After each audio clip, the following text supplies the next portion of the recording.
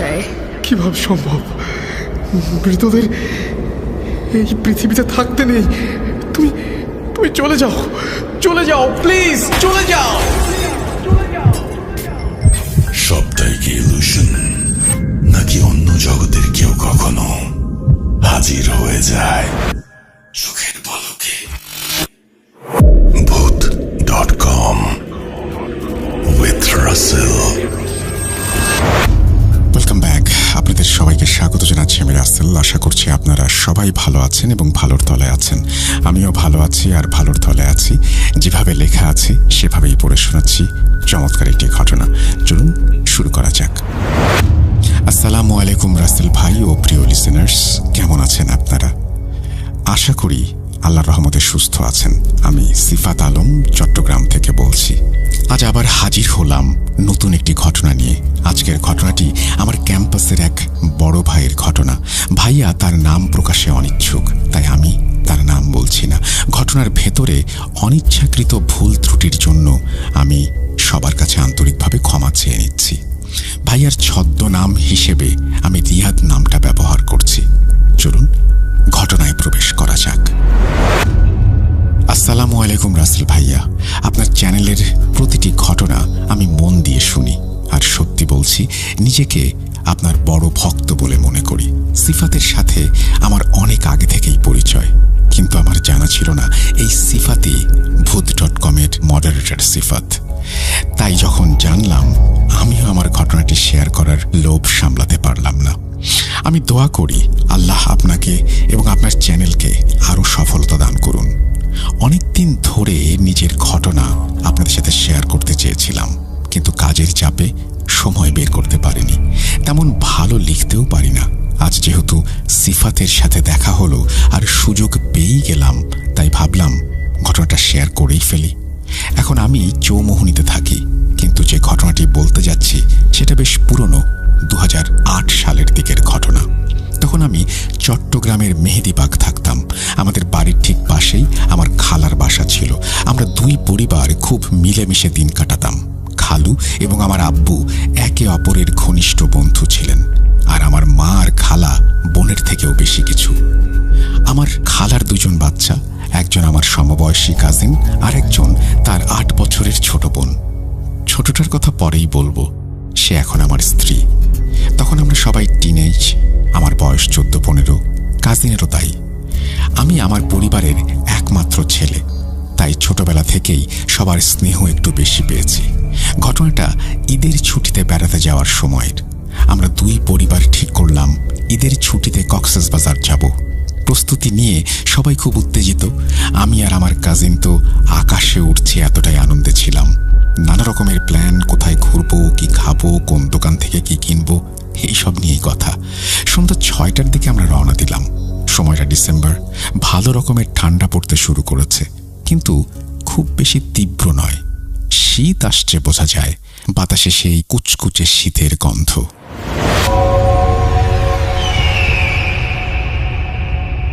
আমরা কাজিনরা বাবা আর খালু মিলে কক্সবাজারের দিকে যাচ্ছি।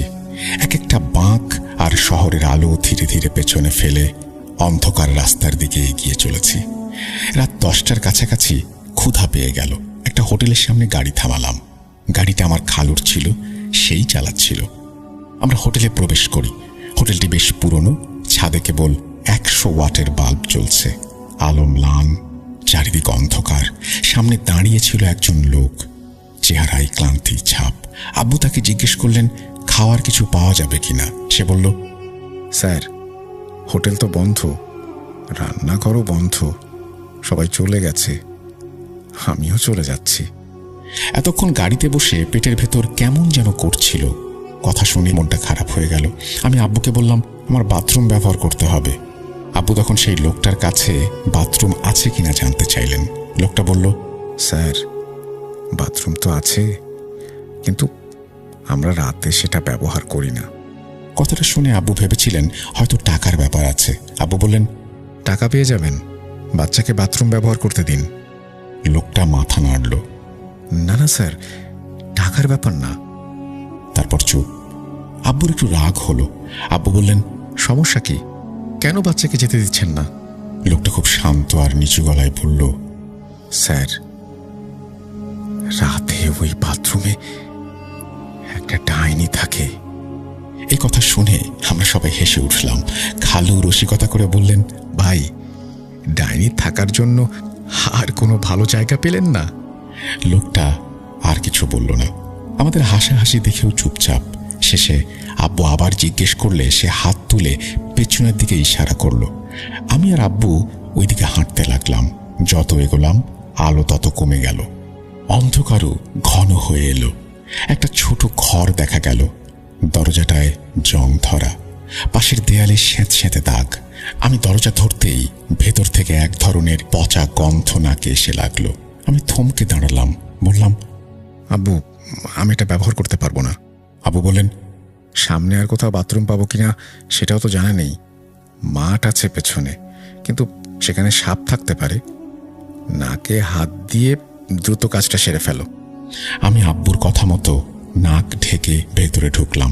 প্রথম কয়েক সেকেন্ড ঘৃণায় গা শিরশির করছিল, কিন্তু আশ্চর্য, হঠাৎই সেই তীব্র দুর্গন্ধটা বদলে গিয়ে সুগন্ধিতে পরিণত হলো। আমি অবাক হয়ে হাত নামালাম। যেন কোনো একটা পারফিউমের গন্ধ, অতিরিক্ত মিষ্টি নয়। মুহূর্তে মনে হলো আমার নানির করা নির্দেশ ছিল, রাতে ঘরে নারীরা পারফিউম ব্যবহার করবে না। মা বা খালা কেউই রাতে পারফিউম লাগান না। হোটেলেও কোনো নারী ছিল না। তাহলে এই সুগন্ধ এলো কোথা থেকে? আমি তাড়াতাড়ি কাজ সেরে বেরিয়ে এলাম। বাইরে এসে গভীর শ্বাস নিয়ে গন্ধটা কোত্থেকে আসছে বোঝার চেষ্টা করলাম, কিন্তু বাইরে কোনো সুবাস নেই। আব্বুকে বললাম, ভেতরে পারফিউমের গন্ধ পেলাম। আব্বু হেসে বললেন, হয়তো পেছনের ক্ষেত থেকে কোনো ফুলের গন্ধ বাতাসে এসে তোমার নাকে লেগেছে। যুক্তিটা আমার মনে ধরল, কিন্তু তবুও একটা খচখচানি রয়ে গেল। আমরা গাড়িতে উঠে পড়লাম। এবার পরিবারের একজন গুরুত্বপূর্ণ সদস্যের কথা বলি। তার নাম ছিল টম। টম কেবল আমাদের কোনো পোষা প্রাণী ছিল না, আমার কাছে আমার ভাইয়ের মতো ছিল সে। আমি বাবা মায়ের একমাত্র সন্তান, তাই ছোটবেলা থেকেই টমই আমার সঙ্গী, আমার খেলার সাথী, আমার পাহারাদার, আমার অভিযোগ শোনার বন্ধু। গাড়িতে বসতেই লক্ষ্য করলাম টম আমাকে অদ্ভুতভাবে শুঁকছে। সাধারণত যেভাবে শোঁকে ঠিক সেভাবে নয়, অপরিচিত একটা গন্ধের উৎস খুঁজে বের করতে চাইছে। তখন বুঝিনি, পরে বড় হয়ে মনে হয়েছে রাত করে বাড়ি ফিরলে যেমন কেউ জামা কাপড় শুঁকে দেখে, ঠিক তেমন তীক্ষ্ণভাবেই সে আমাকে শুঁকছিল। আমরা আবার রওনা হলাম। রাত গভীর হচ্ছে, হাইওয়ের ওপর আলো ছায়ার রেখা। ক্ষুধার কথা মনে পড়ায় পথে একটা দোকান থেকে স্যান্ডউইচ আর কিছু পানীয় কিনে নিলাম। আমরা বাচ্চারা পেছনের সিটে আধো ঘুমে ঢলে পড়লাম, আর আব্বু আর খালু গাড়ি চালাতে লাগলেন। জানলা দিয়ে চাঁদের আলো ঢুকছে। পাহাড়ি রাস্তায় সেই আলো রূপালী তীরের মতো কাঁপছে। হঠাৎ গাড়ি থামলো। আমি ঘুম চোখে নেমে দেখি আব্বু আর খালু একটা টায়ারের দিকে তাকিয়ে আছেন। এগিয়ে গিয়ে দেখলাম টায়ারে একটা বিড়ালের বাচ্চা আটকে আছে, নিথর। চোখের পানি ধরে রাখতে পারলাম না, কান্না এসে গেল। অন্যরাও বেরিয়ে এলো। আব্বু বললেন, হঠাৎ সামনে চলে এসেছিল, অনেক চেষ্টা করেও বাঁচাতে পারিনি। খারাপ লাগা, অপরাধ বোধ আর শোক তিনটাই একসাথে চেপে ধরল। একটা ডাল দিয়ে টায়ার থেকে সাবধানে বাচ্চাটাকে নামিয়ে রাস্তার পাশে সরিয়ে রাখা হলো। তারপর সব কষ্ট গিলে আবার আমরা চললাম। বাতাস ঠান্ডা, আর পাতার খসখস শব্দ গাড়ির গুঞ্জনের সাথে মিশে যাচ্ছে। অনেক সময় পর এক শহুরে এলাকায় পৌঁছালাম, কিন্তু হোটেল একটাও খালি নেই। তখন ভিড়ের সময়, পর্যটক গিজগিজ করছে। অনেকটা সময় অপেক্ষা করে একটা লোক এলো, বলল কাছেই একটা ভাড়া বাড়ি আছে, চাইলেই রাতটা সেখানে থাকা যাবে। আমরা সবাই ক্লান্ত, চোখে ঘুমের বোঝা। রাজি হয়ে গেলাম। সে সাইকেলে সামনে সামনে চলল, আমরা গাড়ি নিয়ে তার পেছনে। সেখান থেকে প্রায় ৩-৪ কিলোমিটার দূরে বেশ নির্জন একটা এলাকা, চারপাশে পাহাড়, গাছ আর অন্ধকার। কাঠের তৈরি একটা বাড়ি, পুরনো, কিছুটা ভাঙাচোরা, তবু আশ্রয় তো। ভাড়াটা খুব কম ছিল না, তবু পরিস্থিতির তাগিদে মেনে নিলাম। গাড়ি থেকে জিনিসপত্র নামাতে লাগলাম। বাড়ির ভেতরে ঢুকতেই এক ধরনের শুনশান শীতলতা। দিনের বেলাও যেন রাত। আমি টমকে নিয়ে ভেতরে আসতে গেলাম, ঠিক তখনই বিপত্তি। টম হঠাৎ শেকল টেনে পিছিয়ে যেতে লাগলো। এমন সে কেবল তখনই করে যখন ভীষণ ভয় পায়। গেটের দিকে তাকিয়ে গড়গড় শব্দের সাথে টান মারছে, আমাকে টেনে বাইরের দিকে নিয়ে যেতে চাইছে। তার চোখ একভাবে তাকিয়ে আছে অন্ধকার জমে থাকা একটা কোণে, যেখানে আমি কিছুই দেখছি না। অনেক কষ্টে তাকে ভেতরে টেনে এনে একটা লোহার পাইপের সাথে বেঁধে রাখলাম। তার ভাবভঙ্গি আক্রমণাত্মক নয়, বরং গলায় আটকে আসা আতঙ্ক, যেন কাউকে দেখে শিউরে উঠেছে। আমি তখনও বুঝতে পারছি না কি নিয়ে সে এত ভীত। ভেতরে এসে সবাই একটু বিশ্রাম নিলাম। সকালে শহুরে হোটেলেই হালকা নাস্তা সেরে নিলাম। ক্লান্তিতে বিছানায় পড়তেই চোখ লেগে গেল। ঘুম ভাঙল দুপুরে। ঠিক করলাম সন্ধ্যার আগে আবার গিয়ে কিছু খেয়ে আসব।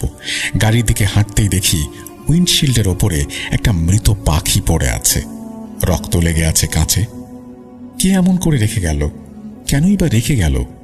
বুঝলাম না। আব্বু বাড়ি থেকে পানি এনে কাঁচে ধুয়ে দিলেন, পাখিটাকে সরিয়ে রাখলেন। বাইরে দাঁড়ানো এলাকার এক লোক বারবার বলছিল সফরে মৃত প্রাণীর সামনে পড়া ভালো লক্ষণ নয়। আব্বু একটু ধমকালেন, এরকম কথা বলবেন না, বাচ্চারা ভয় পাবে। আমরা সবাই গাড়িতে উঠে পড়লাম। সন্ধ্যা নামতে ফিরে আসলাম। বাড়িতে এসে দেখি জেনারেটর বন্ধ। যিনি ভাড়া দিলেন বলেছিলেন সন্ধ্যা এসে চালিয়ে দেবেন, কিন্তু এলেন না। ফলে ঘর অন্ধকার। আমরা গাড়ি থেকে বড় টর্চ এনে হলরুমে রাখলাম। টর্চের আলোয় হলরুম ঝলমল, কিন্তু আশেপাশের ঘরগুলো কালো অন্ধকারে ঢাকা। আমি আর আমার কাজিন একই ঘরে শুলাম। দরজাটা খোলা রেখে দিলাম যাতে হলের আলো কিছুটা ঘরে প্রবেশ করে। কাজিন চোখ বন্ধ করে শুয়ে, আমি দরজা দিয়ে বেরোনো আলোয় হলের দিকে তাকিয়ে আছি। এমন সময় দেখি এক মহিলা আমাদের দরজার সামনে হেঁটে গেল। আলো ম্লান, চেহারা স্পষ্ট বোঝা যায় না। ভাবলাম হয়তো বাড়ির কাজের লোক হবে। ঠিক তখনই নাকে এসে লাগলো সেই পরিচিত সুগন্ধি, যে গন্ধটা হোটেলের বাথরুমে পেয়েছিলাম। পারফিউমটা একই, চেনা তবু অচেনা। মহিলা হাঁটতে হাঁটতে গ্যারাজের দিকে গেল, আর সঙ্গে সঙ্গে টমও প্রচন্ড জোরে ডাকতে শুরু করলো। আমি কাজিনকে কাঁধ ঝাঁকিয়ে বললাম, এই, আমাদের দরজার সামনে দিয়ে একজন মহিলা গেল। সে আধো ঘুমে বলল, কাজের লোক হবে হয়তো। আমি বললাম, না, পারফিউমের গন্ধ পাচ্ছিস না? এটা সেই গন্ধ। সে এবার চোখ মেলে তাকালো, শুকলো, বলল, গন্ধ তো পাচ্ছি, তাতে কি হয়েছে? হোটেলের লোকটা বলছিল ওই টয়লেটে নাকি ডাইনি থাকে। ওই ডাইনি যদি আমাদের পিছু নিয়ে থাকে তাহলে? কাজিন হেসে বলল, বাজে কথা বলিস না। আমি বললাম, চল বাইরে যাই, দেখি টম এরকম করছে কেন। আমরা বাইরে বেরোলাম। টম একই দিকে তাকিয়ে আছে, চোখ স্থির, লেজ শক্ত হয়ে আছে, কান খাড়া। কাজিন বলল, নতুন জায়গা, ভয় পাচ্ছে হয়তো, তাই এমন করছে। আমি তবু অস্বস্তি কাটাতে পারছি না। একটু হেঁটে আসি ভাবলাম। বাড়ির পাশের সরু রাস্তা ধরে আমরা এগোতে লাগলাম। অন্ধকার, কেবল টর্চের স্লথ আলো, চারিদিকে পাহাড়, গাছের ফাঁকে বাতাসের শোঁ শোঁ শব্দ। কুকুরটার উপস্থিতিতে সাহস কিছুটা পাচ্ছিলাম, কিন্তু ভেতরে ভেতরে কেমন যেন চাপা টান। কিছু দূর গিয়ে দেখি একটু নিচু জায়গায় মাটির গর্তের ধারে একটা ছায়া দাঁড়িয়ে। টর্চের আলো ফেলতেই ছায়াটা আরো গাঢ় মনে হলো, কিন্তু স্পষ্ট কিছু দেখা গেল না। আমি চিৎকার করে বললাম, কে ওখানে? কোনো উত্তর নেই। 2-3 বার বললাম, সামনে দাঁড়িয়ে থাকবেন না, আমরা কুকুরটা ছাড়ছি কিন্তু। কোনো সাড়া না পেয়ে আমি টমের চেইন ছেড়ে দিলাম। টম তীরের মতো ধাওয়া করলো, গর্তের কিনারে গিয়ে লাফ দিল। আমরা টর্চের আলো ফেলে খুঁজলাম, কিন্তু সেখানে কেউ নেই, কোনো চলাফেরার চিহ্নও নেই। টম গর্তের চারপাশে চক্কর দিচ্ছে, গড়গড় করছে, যেন কাউকে খুঁজে পাচ্ছে না, তাই ক্ষুব্ধ। শেষ পর্যন্ত আমি তাকে ধরে টেনে আনলাম। বাড়ির সামনে আনতেই সে ভেতরে ঢুকতে চাইল না। অনেক কষ্টে টেনে নিয়ে ভেতরে এসে আবার বাঁধলাম। কাজিন বলল, মাথা গরম করিস না, এসব ভাবতে থাকলে মাথা আরো খারাপ হয়ে যাবে। পরদিন সকাল 9টার দিকে নাস্তা সেরে আমরা বসে আছি, তখন যে লোকটা ভাড়া দিয়েছিল সে এলো। আপু বললেন, আপনি তো বলেছিলেন সন্ধ্যা এসে জেনারেটর চালাবেন, এলেন না কেন? লোকটা বলল, স্যার মাফ করবেন, আমার মা হঠাৎ অসুস্থ হয়ে পড়েছিলেন। এরপর সে সঙ্গে সঙ্গে জেনারেটর চালিয়ে দিল। আমরা আসলে আগেই ঠিক করেছিলাম যে সকালেই ঘর ছেড়ে দেব, হোটেলের চেষ্টা করব। কিন্তু জেনারেটর চালু হয়ে ঘর আলোয় ভরে গেলে সবাই ভাবলাম আর একটা রাত থাকলে ক্ষতি কি। এখানে আমি ছোট্ট করে একটা কথা বলি। আপনারা হয়তো ভাবছেন আমরা কক্সবাজার না গিয়ে সেখানে কেন থেকে যাচ্ছি। আসলে কক্সবাজার আসার সময় আমার এক কাজিন অসুস্থ হয়ে পড়ে। এখানে আসার আগের রাতেও তার প্রচুর বমি হয়। সে খুব দুর্বল হয়ে পড়েছিল। তাই সবাই মিলে সিদ্ধান্ত নিলাম এইখানেই থেকে যাব কক্সবাজার যাওয়ার আগে। ঘটনায় ফিরি। জিনিসপত্র সরানো অনেক ঝামেলা, তার উপর বাচ্চারা সবাই ক্লান্ত। ঠিক করা হলো আজ থাকি, কাল রওনা হব। সারাদিন এদিক সেদিক ঘুরে বেড়ালাম, খাওয়া দাওয়া, কিছু কেনাকাটা। সন্ধ্যায় ফিরতে ফিরতে শরীর ভার হয়ে এসেছে। বাড়িতে এসে দেখি লাইট জ্বলছে। লোকটা আগেই জেনারেটর চালিয়ে গেছে। আশ্চর্যজনকভাবে টমও চুপচাপ। আগের রাতের মতো সেই উত্তেজনা নেই। আমরা গল্পগুজব করতে করতে রাত 11টার মধ্যে শুয়ে পড়লাম। রাতের গভীর কোনো এক সময়ে বাইরে হঠাৎ গাড়ির হর্ন। প্রথমে মনে হলো দূরের রাস্তার শব্দ, কিন্তু একটু পর পর হর্ন বাজছেই। তারপর হেডলাইটের আলো গেটের ফাঁক দিয়ে ঘরের সামনে পড়ে ঝিলিক মারল। বুক ধরফর করে উঠল। মনে হলো ডাকাত বা অন্য কিছু হতে পারে। আব্বু আর খালু গেটের দিকে কান পেতে শুনছিলেন, আমরা বাকিরা ভেতরে। অদ্ভুত ব্যাপার, টম শান্ত। এমন পরিস্থিতিতে সাধারণত সে আগুন হয়ে উঠত। আজ সোজা শুয়ে আছে। কেউ সাহস করে বাইরে গেল না। দরজাগুলো ভেতর থেকে লাগিয়ে আমরা রুমে ঢুকে পড়লাম। ভয় আর দুশ্চিন্তায় রাত কাটল। আমরা আল্লাহর নাম নিতে নিতে ভোরের আজান শুনলাম। আলো পড়তেই শব্দ থেমে গেল। ভোরে আমরা সবাই বাইরে এলাম। গ্যারেজের দিকে গিয়ে প্রথমেই টমের খোঁজ নিলাম। যা দেখলাম সেটা আজও ভুলতে পারি না। তার চোয়াল কেমন যেন বড় করে হাঁ হয়ে আছে, চোখ দুটো হিংস্র। সে আমাকে দেখেই দাঁত বের করে ঝাঁপ দিতে উদ্যত। যে কুকুরটা আমার ডাক শুনে লেজ নেড়ে ছুটে আসতো, সেই কুকুরটা আজ আমাকেই কামড়াতে চাইছে। মনে হলো কোনো এক অশুভ শক্তি তার শরীরটাকে দখল করে নিয়েছে। আমি কেঁদে ফেললাম। বারবার বলছি, টম থামো, আমার দিকে তাকাও, কি হয়েছে তোমার? সে অসংলগ্ন। কারো দিকে গেলেই কামড়াতে উদ্যত। সবাই পেছনে হটতে বাধ্য। ঠিক তখনই বাড়ির মালিক এলো। আমাদের দেখে বলল, স্যার, কুকুরটা পাগল হয়ে গেছে। এভাবে থাকলে তো সবাইকে কামড়াবে, এটাকে শেষ করতে হবে। কথা শুনে আমি নিয়ন্ত্রণ হারালাম। বললাম, কিছুতেই না, আমার টমকে কেউ মারবে না। ওকে মারতে হলে আগে আমার মুখোমুখি হতে হবে। আব্বু আর খালু আমাকে ঘরে নিয়ে বোঝালেন, দেখো পরিস্থিতি খুব খারাপ, ওকে গাড়িতে নিলে ঝামেলা হতে পারে। আমরা কাউকে মারতে বলছি না, কয়েকদিনের জন্য এখানে রেখে যাচ্ছি। লোকটা ডাক্তারের কাছে নিয়ে যাবে, দেখাবে, তারপর আমরা এসে নিয়ে যাব। এ কথা শুনে আপনারা বুঝতেই পারছেন টমের আচরণ কেমন হয়ে গিয়েছিল। আমি কাঁদতে কাঁদতে রাজি হলাম, কিন্তু শর্ত দিলাম কেউ তাকে মারতে পারবে না, ডাক্তারের কাছেই নিয়ে যাবে।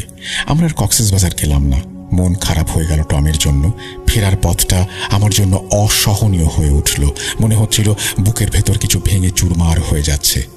চট্টগ্রাম পৌঁছে প্রথম কাজই ছিল সেই লোকটাকে ফোন করা। জিজ্ঞেস করলাম, টম কেমন আছে? ওদিকে কিছুক্ষণ চুপচাপ থেকে সে বলল, স্যার, আমি ডাক্তারের কাছে নিয়ে যাচ্ছিলাম, রাস্তায় হঠাৎ ও একটা বাচ্চার উপর ঝাঁপিয়ে পড়ল। বাধ্য হয়ে। বাকিটা শুনতে আর ইচ্ছে করছিল না, কিন্তু সে বললই, বাধ্য হয়ে শেষ করতে হয়েছে। আমার ভেতরটা ঢলে পড়ল। বুকের ভেতরে যে শূন্যতা তৈরি হলো তার ভাষা নেই।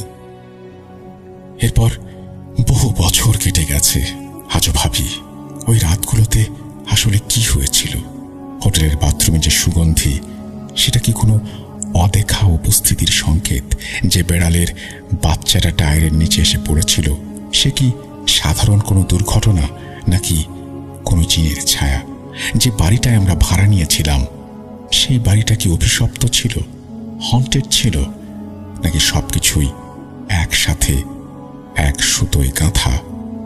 মৃত পাখি, রাতের হর্ন, নিঃশব্দ ছায়া, আর সবচেয়ে বড় কথা, টমের সেই নাটকীয় আচরণ, হঠাৎ করেই তার বদলে যাওয়া। সেদিন যে চোখে দেখেছি, যে শরীর কেঁপে উঠেছিল আতঙ্কে, তার ব্যাখ্যা কেবল বিজ্ঞানে আটকে রাখা মুশকিল। আমার কাজিন আজও সেই রাতের কথায় হেসে বলে, আমি ভয় পাইনি, তুই বেশি ভয় পেতি।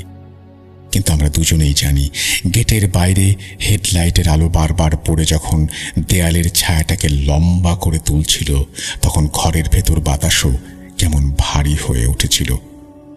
সেদিন আব্বু আর খালুর মুখ দেখে আমরা ঠিকই বুঝেছিলাম ওনারা উদ্বিগ্ন, কেউই সাহস পায়নি বেরোতে।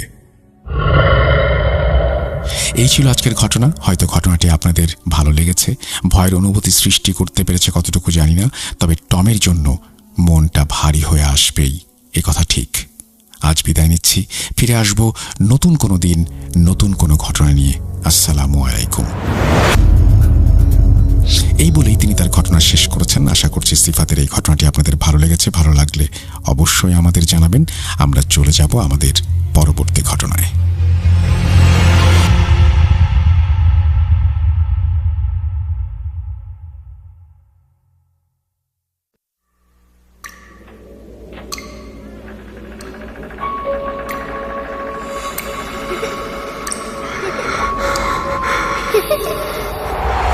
লুকোচুরি খেলবে? লুকোচুরি তুমি লুকাও, আমি ঠিকই তোমাকে খুঁজে পাবো।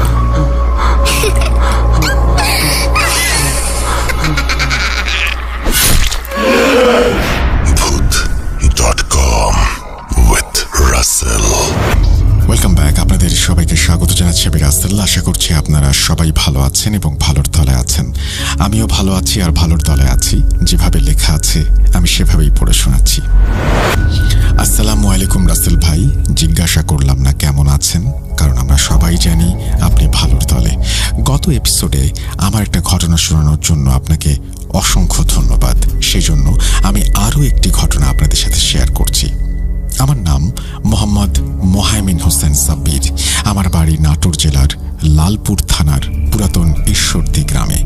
আমি আজকে আমার স্ত্রীর সাথে কয়েক বছর আগে ঘটে যাওয়া সত্য একটি ঘটনা শেয়ার করব আপনাদের সাথে।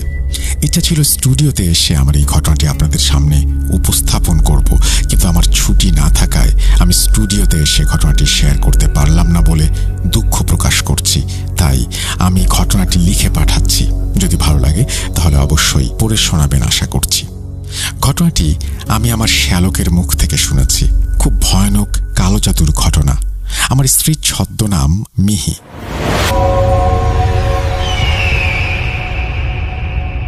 ঘটনাটি 2016 সালের। তখন মিহি এসএসসি পাশ করে কলেজে ভর্তি হয়েছিল। সে ছিল খুব মেধাবী ও বুদ্ধিমতী একটা মেয়ে। সেখানে কলেজের একটা ছেলে মিহিকে পছন্দ করে এবং তাকে একটা প্রপোজাল দেয়। দুজনের মধ্যে সম্পর্ক সৃষ্টি হয়, কিন্তু ছেলেটি খুব একটা সুবিধার ছিল না। মিহির সাথে সম্পর্ক থাকাকালীন সে আরও অনেক মেয়ের সাথে সম্পর্কে লিপ্ত ছিল। মিহি এটা কোনোভাবে জেনে যাওয়ায় সেই ছেলের সাথে সম্পর্ক ছিন্ন করে, কিন্তু সেই ছেলেটি কোনোভাবেই এই সম্পর্ক ছিন্ন করার বিষয়টা মেনে নিতে পারে না। সে মিহিকে দেখে নেওয়ার হুমকি দেয়। মিহি এগুলোতে ভয় না পেয়ে সেখান থেকে চলে আসে। তারপর মিহি কলেজে যাওয়া বন্ধ করে দেয়। এরপর সেই ছেলেটি অনেকভাবে মিহির সাথে যোগাযোগ করার চেষ্টা করে। এদিকে মিহি তার সাথে কোনো রকমের সম্পর্ক রাখবে না বলে সিদ্ধান্ত নেয়, কিন্তু এই বিষয়টাই মিহির জন্য কাল হয়ে দাঁড়ায়। এদিকে ব্রেকআপের পরে মিহি বাসা থেকে কোথাও বের হতো না, চুপচাপ বাসায় থাকতো, মন খারাপ করে থাকতো, কান্নাকাটি করত, কাউকে কিছু বলতো না। হঠাৎ করে মিহির বাড়ির মানুষ মিহির মধ্যে কিছু পরিবর্তন লক্ষ্য করলো। ওর শরীর ধীরে ধীরে শুকিয়ে যাচ্ছিল, কানে কম শুনত, প্রচণ্ড মাথা ব্যথা করত, বিভিন্ন রকম রোগে আক্রান্ত হতে থাকলো। কিন্তু হঠাৎ করে সে এত অসুস্থতার মধ্যে সেই ছেলেটির নাম বারবার নিচ্ছিল। বাড়ির মানুষ খুব চিন্তায় পড়ে গেল। বাড়ির সবাই ভাবলো হয়তো ব্রেকআপের কারণেই এমনটা হচ্ছে। যত দিন যাচ্ছিল সমস্যা ততই বাড়ছিল। ডাক্তারের কাছে নিয়ে গেলে ডাক্তার তার কোনো রোগ ধরতে পারে না। এক পর্যায়ে মিহি যেন পাগলের মতো হয়ে গেল। বাড়ির মানুষ খেয়াল করলো মিহি যখন একা থাকে তখন সে একাই কি যেন সব বলতো। মনে হতো ও কারোর সাথে গল্প করছে, কিন্তু ওর আশেপাশে কেউ নেই। এমন চলতে চলতে হঠাৎ একদিন মিহি বাড়ি থেকে বের হয়ে গেল। বাসার সবাই খোঁজ করছিল, সবাই চিন্তায় পড়ে গেল। মিহি এক কাপড়ে বের হয়ে গিয়েছিল। পরে অনেক খোঁজাখুঁজির পরে বাড়ির মানুষ মিহিকে আবিষ্কার করলো পাশের বাড়ির এক পুকুর পাড়ে। সেখানে সে ঝিম ধরে বসেছিল। এবং কারো সাথে কথা বলছিল। হাই, আমাকে নিয়ে যা, তাড়াতাড়ি নিয়ে যা, যত দেরি করবি তত ক্ষতি। বাড়ির সব মানুষ অবাক হয়ে গেল। এত সুন্দর একটা মেয়ে, এত ভালো আর এত বুদ্ধিমতী, সে এমন করছে। বাড়ির মানুষ কেউ কোনো কিছু বুঝে উঠতে পারছিল না। মিহির দাদা তখন চিন্তা করলো এটা অনেক বড় একটা সমস্যা। তাই তিনি দেরি না করে সেই দিনই মসজিদের ইমাম সাহেবকে খবর দিলেন। মাগরিবের নামাজের পরে ইমাম সাহেব মিহিদের বাসায় আসলেন। ইমাম সাহেবকে দেখে মিহি চিৎকার করতে লাগলো, তুই তুই কেন এসেছিস? তুই এখানে কিচ্ছু করতে পারবি না। মিহির এই ব্যবহার দেখে বাড়ির মানুষ অবাক হয়ে গেল, কারণ মিহি ছিল নম্র, ভদ্র ও শান্ত স্বভাবের মেয়ে। মিহি বারবার হুজুরকে মারতে যাচ্ছিল। বাড়ির সবাই মিহিকে যেন আটকে রাখতে পারছিল না। হুজুর অনেক চেষ্টার পরে কিছু ঝাড়ফুঁক দিয়ে তাকে শান্ত করল। হুজুর বললেন, ওর অনেক বড় একটা সমস্যা হয়েছে, আপনারা যত দ্রুত ওকে কোনো বড় হুজুরের কাছে নিয়ে যাবেন ততই ভালো। সেদিন রাতে মিহিকে আটকে রাখা অনেক কষ্টসাধ্য হয়ে গিয়েছিল, কারণ মিহি বারবার বাড়ি থেকে বের হয়ে যেতে চাচ্ছিল। মিহির বাবা কোনো উপায় না পেয়ে সেদিন রাতে মিহিকে বেঁধে রাখলেন।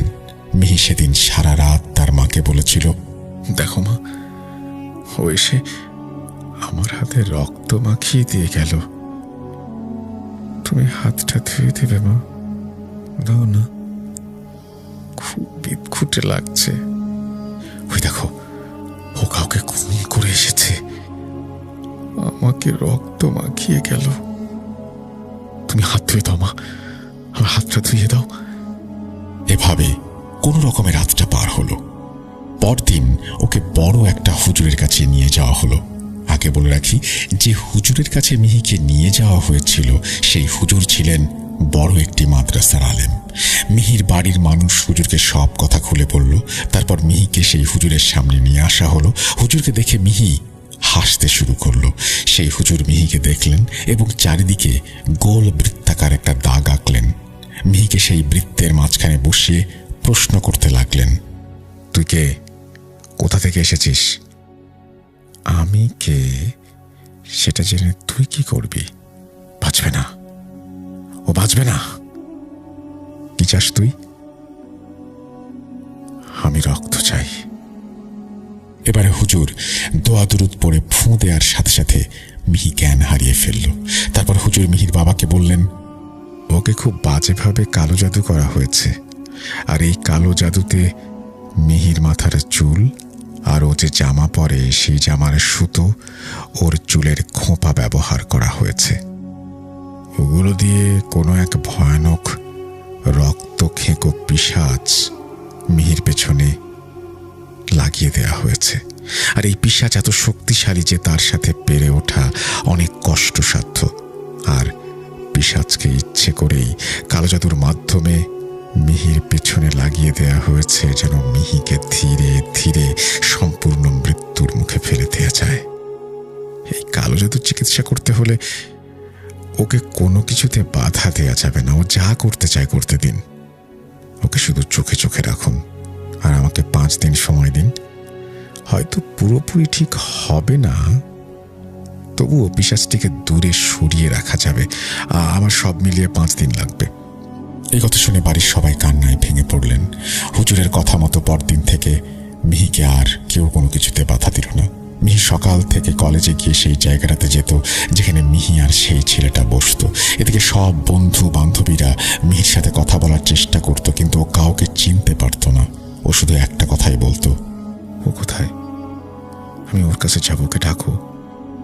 বন্ধু বান্ধবীরা সবাই বুঝতে পারত সেই ছেলেকে মিহির সামনে নিয়ে আসতো, কিন্তু মিহি সেই ছেলেটাকে চিনতে পারত না, কারণ সেই পিশাচটা মিহিকে পুরোপুরিভাবে তার আয়ত্তে নিয়ে নিয়েছিল। এভাবে দেখতে দেখতে 5 দিন পার হয়ে গেল। মিহিকে আবার সেই বড় হুজুরের কাছে নিয়ে যাওয়া হলো। এবার হুজুরকে দেখে আবারও মিহি জোরে জোরে চিৎকার করতে লাগলো। 5-7 জন মানুষ মিহিকে ধরে রাখতে পারছিল না। বারবার হুজুরের বাসা থেকে সে বের হয়ে যাওয়ার চেষ্টা করছিল। মিহি অনেক জোরাজুরি করছিল, কোনোভাবে তাকে শান্ত করা যাচ্ছিল না। কোনো উপায় না দেখে হুজুর শেষ পর্যন্ত না পেরে তার পালিত জিনকে হাজির করলেন এবং অনেক কষ্টে মিহিকে একটি তাবিজ পরিয়ে দিলেন। তাবিজটি পরানোর পরে মিহি জ্ঞান হারিয়ে ফেলল। হুজুর বললেন, বিপদ এখনো কাটেনি, মিহিকে খুব সাবধানে বাড়িতে নিয়ে যেতে হবে, কারণ ওই পিশাচটি এখনো মিহির কাছ থেকে চলে যায়নি। রাস্তায় খুব সাবধানে নিয়ে যাবেন মিহিকে। তখন ঘড়ির কাঁটায় রাত 11:30। বাড়ির সবাই চিন্তায় পড়ে গেল, এত রাতে এই মেয়েকে নিয়ে কিভাবে তারা বাড়ি যাবে। হুজুরকে বলায় তিনি বললেন, ভয় নেই, তবে বাড়ি যাওয়ার পথে কোনো পুকুর পাড় অথবা বাঁশের ঝাড় দেখলে সেখানে যাবেন না, তাহলে হয়তো অনেক বড় ক্ষতি হয়ে যেতে পারে। মিহির বাড়ির সবাই হুজুরের সাথে কথাবার্তা শেষ করে বাড়ির দিকে রওনা হলো। সেই আতঙ্কের মধ্যেই সবাই ছিল, কারণ ঘড়ির কাঁটায় তখন 11:45। সবার মধ্যে একটা ভয়ই কাজ করছিল, কিন্তু তাদের খেয়াল ছিল না যে বাড়ির সামনে সেই বাঁশঝাড়ের নিচ দিয়েই তাদের যেতে হবে। তারা কি করবে কোনো কিছু বুঝতে পারছিল না। সবাই চিন্তায় পড়ে গেল সেই মুহূর্তে। তাদের ভেতরে মিহির বাবা ছিলেন একটু সাহসী। তিনি বললেন, চলো, আল্লাহর নাম নিয়ে যাই, কিছু হবে না। সকলের অনিচ্ছা সত্ত্বেও সেই পথ দিয়েই তারা বাড়ির দিকে রওনা হলো। তারপর ঘটল ঘটনা। তারা বাড়ির রাস্তায় যেতেই সেই বাঁশঝাড়ের নিচে চারিদিকে ঘন কালো অন্ধকার, আশেপাশে কোনো কিছুই দেখা যাচ্ছিল না। মিহি তখনও স্বাভাবিক ছিল। কিছু দূর যাওয়ার পর ঠিক বাঁশঝাড়ের নিচে হঠাৎ নিস্তব্ধতা ভেঙে গেল। দাঁড়িয়ে গেল মিহি। বাড়ির লোকেরা জোর করে মিহিকে নিয়ে যেতে চাচ্ছিল। অনেক জোরাজুরির পরেও মিহিকে এক ধাপও সামনে এগিয়ে নিয়ে যাওয়া গেল না। মিহির বাড়ির সবাই মিহির সাথে নিস্তব্ধভাবে দাঁড়িয়ে গেল। চারিদিক যেন থমথমে হয়ে গেল। তখন সবাই বুঝতে পারল তাদের সাথে খারাপ কিছু ঘটতে চলেছে। সবাই দোয়া দুরূদ পড়তে শুরু করলো। এরই মধ্যে হঠাৎ মিহি চিৎকার দিয়ে কেঁদে উঠল আর বলতে লাগলো, আমাকে ছেড়ে দে, আমাকে কেন এভাবে কষ্ট দিচ্ছিস? এই কথা বলতে বলতে হঠাৎ মিহি নিস্তব্ধ হয়ে গেল। বাড়ির সবাই ভয়ে একজন আরেকজনের দিকে তাকালো আর ভাবছিল কি হচ্ছে এইসব। সবাই আবার দোয়া দুরূদ পড়তে শুরু করলো। এবার মিহি হঠাৎ চিৎকার দিয়ে আবারও হাসতে শুরু করলো এবং মিহি বলল যে তার নাকি কিছুই করতে পারবে না কেউ। এই কথা বলে মিহির হাতে বাঁধা তাবিজটা সে ছিঁড়ে ফেলে এবং বাঁশঝাড়ের পাশ দিয়ে পুকুরের দিকে দৌড় দেয়। মিহির বাড়ির মানুষরা চিৎকার করতে করতে মিহির পেছনে এগোতে লাগলো, কিন্তু কোনো লাভ হলো না। কিছুক্ষণ পরে মিহি যেন অন্ধকারে কোথাও মিলিয়ে গেল। সেদিন সারা রাত মিহিকে খোঁজা হলো, কিন্তু কোথাও পাওয়া গেল না। মিহির বাড়ির মানুষ কোনো উপায় না পেয়ে আবার সেই হুজুরকে খবর দিল। হুজুর তাড়াহুড়ো করে বাড়ি থেকে সেই জায়গায় উপস্থিত হলেন।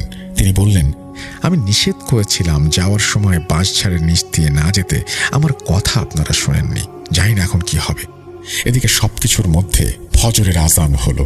তখন হুজুর বললেন, ফজরের নামাজ আদায় করে তারপর আবার চেষ্টা করে দেখি।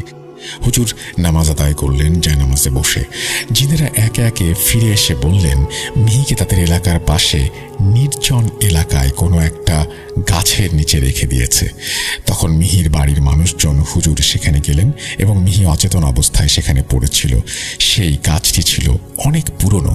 গাছটি দেখে অনেক ভয়ঙ্কর লাগছিল এবং গাছের সাথে মানুষের চুল পেঁচিয়ে কালো জাদু করা হয়ে থাকে। এটা এমন একটি গাছ ছিল, সেখানে বিভিন্ন খারাপ মানুষেরা কালো জাদুতে মেতে থাকত। হুজুর বললেন, এই গাছে মিহির চুল এবং জামার সুতা আর মিহির ব্যবহারের কালো খোঁপা পেঁচিয়ে রাখা হয়েছে। হুজুর তখন সেই জিনদের মাধ্যমে মিহির ব্যবহৃত জিনিসগুলো শনাক্ত করে পুড়িয়ে ফেললেন এবং হুজুর বললেন জেলেরা নদীতে মাছ ধরার জালের সাথে লাগানো এক টুকরো লোহার পা টেনে দিতে এবং সেটা সুতো দিয়ে মিহির কোমরে বেঁধে দিতে। হুজুরের কথা মতো তাই করা হলো এবং হুজুর বললেন, এই সমস্যার কোনো স্থায়ী সমাধান নেই, হয়তো যতক্ষণ এই লোহার টুকরো মিহির সাথে আছে ততক্ষণও ভালো থাকবে, কিন্তু এটা খুলে গেলে আবার সমস্যায় পড়তে হবে। তবে ভয় নেই, আগের মতো আর সমস্যা হবে না। এরপর দেখতে দেখতে 1 বছর কেটে গেল। মিহির তেমন কোনো সমস্যা হয়নি। আবার সে স্বাভাবিকভাবে কলেজে যাওয়া শুরু করলো। তারপর আমার সাথে পরিচয়, প্রেম এবং বিয়ে। আর একটা মজার ঘটনা বাকি আছে। মিহির আমার সাথে সম্পর্ক হবার পর থেকে তার বাড়ির লোক খেয়াল করলো মিহির আগের থেকে অনেক স্বাভাবিক অবস্থা। আগের মতো আবার সে হাসি খুশি সবার সাথে কথা বলে। বিয়ের পরে আমার শাশুড়ি অর্থাৎ মিহির আম্মা মিহিকে নিয়ে আবার সেই হুজুরের কাছে গেলেন এবং হুজুরকে জিজ্ঞেস করলেন এখনো কোনো সমস্যা আছে কিনা। হুজুর মিহিকে দেখে অবাক হয়ে বললেন, এটা কিভাবে সম্ভব? মিহির মা বললেন, কি হলো হুজুর, কোনো সমস্যা? উনি বললেন, আচ্ছা মিহির বিয়ে হয়েছে কতদিন হলো? মিহির মা বললেন, 6 মাস। আপনার জামাই কি করে, কোথায় থাকে? তখন আমার শাশুড়ি আমার বিষয়ে হুজুরকে সবকিছু বললেন। হুজুর কিছুক্ষণ চুপ থেকে চোখ বন্ধ রেখে দরুদ পড়ে বললেন, আলহামদুলিল্লাহ। মিহির মা জিজ্ঞেস করলেন, কি হয়েছে? জবাবে হুজুর বললেন, যে ছেলেটার সাথে বিয়ে হয়েছে তার 6 মাস আগে সেই ছেলের সাথে যখন মিহির সম্পর্ক হয়, ঠিক তখন থেকে 2টা জিন মিহির পেছনে লেগে থাকা সেই পিশাচকে বিভিন্নভাবে অত্যাচার করত। কোনোভাবেই মিহির কাছে আসতে দিত না। এক পর্যায়ে সেই জিন দুটো রক্ত খেঁকো সেই পিশাচকে হত্যা করেছে। এখন আপনার মেয়ে সম্পূর্ণ আশঙ্কা মুক্ত। এই কথা শুনে আমার শাশুড়ি জিন দুটির কথা জানতে চাইলে হুজুর বলেন, এই জিন দুটি আপনার জামাই অর্থাৎ সাব্বিরের রক্ষাকারী জিন, যারা সবসময় সাব্বিরের আশেপাশে থাকে। তারা কোনো ক্ষতি করার চেষ্টা কেউ করলে তাদের বড় ক্ষতি করে দেয়। এমনকি যে ছেলে মিহির ওপর কালো জাদু করেছিল, সে অনেকবার আপনার জামাইয়ের ওপরে কালো জাদু করার চেষ্টা করেছিল, কিন্তু সেই দুটি জিন আপনার জামাইকে রক্ষা করেছে, রক্ষা কবচ হিসেবে কাজ করেছে। আল্লাহর রহমতে আপনার মেয়ে আর জামাইয়ের আর কোনো সমস্যা হবে না। এই ছিল ঘটনা। আমি এই ঘটনাটি কিছুদিন আগে আমার শ্যালকের কাছ থেকে শুনেছি। গত ঘটনায় আমার রক্ষাকারী জিনের কথা আপনাদের কাছে শেয়ার করেছিলাম, কিন্তু আমি কখনোই এমন অনুভব করিনি যে আমার কাছে কোনো জিন আছে, আর যদি তা থেকেও থাকে শেষ পর্যন্ত তারা আমার কাছে কি চায় আর কেনই বা তারা আমার কাছে থাকে, এই প্রশ্নটা থেকেই যায়। যাই হোক, আমার ঘটনাটি ভালো লাগলে পড়ে শোনানোর অনুরোধ। যদি ভালো লাগে আরও কিছু ঘটনা পাঠাবো, এই বলে তিনি তার ঘটনা শেষ করেছেন। মোহাইমিন হোসেন সাব্বির, গ্রাম পুরাতন ঈশ্বরদী, থানা লালপুর, জেলা নাটোর। তারপর তিনি তার মোবাইল নাম্বার শেয়ার করেছেন। থ্যাংক ইউ সো মাচ আপনার ঘটনার জন্য। আশা করছি এই ঘটনাটি আপনাদের ভালো লেগেছে। যদি ভালো লাগে অবশ্যই আমাদের জানাবেন। আমরা চলে যাব আমাদের পরবর্তী ঘটনায়।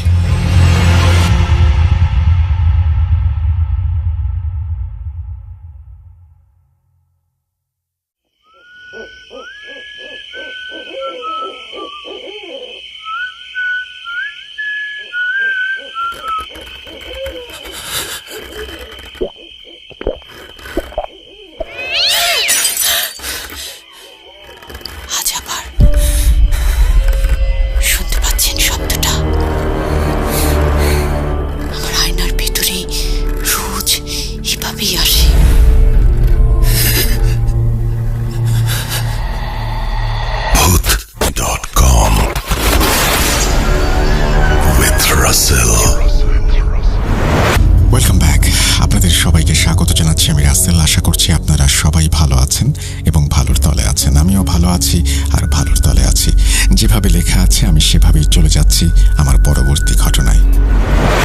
আসসালামু আলাইকুম রাসেল ভাই, আশা করি ভালোর তলে আছেন। আমিও ভালো আছি আল্লাহর রহমতে।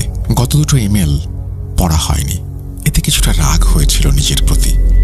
কিছুটা ভুল হয়তো বা লেখার মধ্যে ছিল, তাই আপনার হয়তো পড়া হয়নি ভেবে আজ আবারও লিখতে বসলাম। আমি হাসান ভূঁইয়া, কুমিল্লা জেলার মুরাদনগর থানার ছালিয়াকান্দি ইউনিয়নের কোনো এক গ্রামে বাস করি। রাসেল ভাই ও প্রিয় লিসেনার, লেখার অনিচ্ছাকৃত ভুলের জন্য আগাম ক্ষমা চেয়ে নিলাম। আজ যে ঘটনাটি শেয়ার করব সেটা আমার এবং আমার বন্ধুদের সাথে ঘটে যাওয়া একটি বাস্তব লোমহর্ষক ঘটনা। ঘটনার প্রেক্ষাপটের বর্ণনা দিয়ে নেই সকলের বোঝার সুবিধার্থে।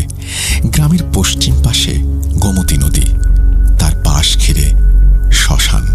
উত্তর পূর্ব পাশ থেকে কাঁচা রাস্তা শুরু। গ্রামের মানুষ যেই পথে শ্মশানীয় নদীতে যাতায়াত করেন, মিনিট 4 পূর্ব দিক হাঁটলে যানবাহন চলাচলের রাস্তা। রাস্তার ওপারে মানুষের বসত বাড়ি। নদীর এপার ওপার ধুধু ফসলি জমি। চাঁদের ঝাপসা আলোতে স্পষ্ট দেখা যাচ্ছিল চারপাশটা। কথা না বাড়িয়ে ঘটনায় যাওয়া যাক।